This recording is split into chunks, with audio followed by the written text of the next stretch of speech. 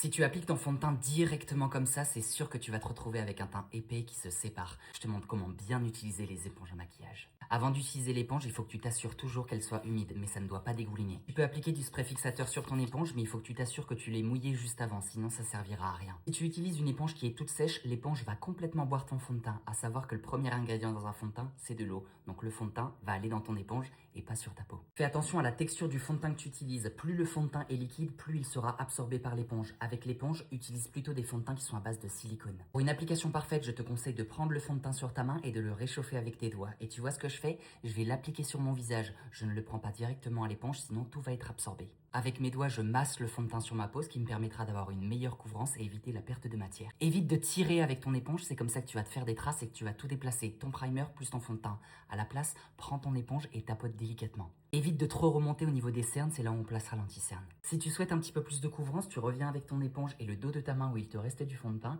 et tu retapotes très délicatement. Et n'oublie jamais le cou également pour éviter les démarcations.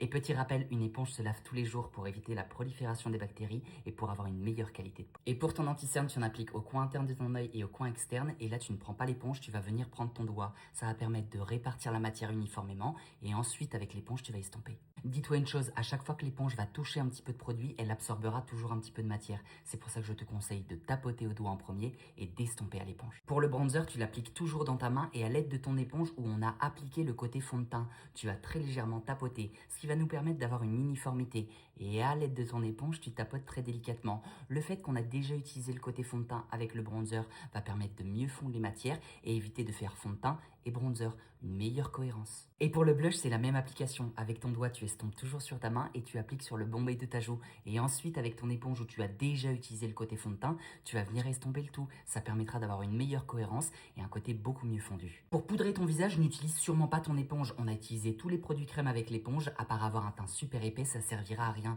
Utilise plutôt une houppette sèche. Mais avant de poudrer, utilise toujours ton éponge du côté propre pour enlever l'épaisseur et répartir ton maquillage correctement. Et dernière précision, tous les mois, tu dois changer ton éponge pour éviter la prolifération des bactéries et toujours avoir un joli fini. Et regarde le résultat, un teint bien lisse, bien appliqué qui ne se séparera pas et qui ne bougera pas durant la journée.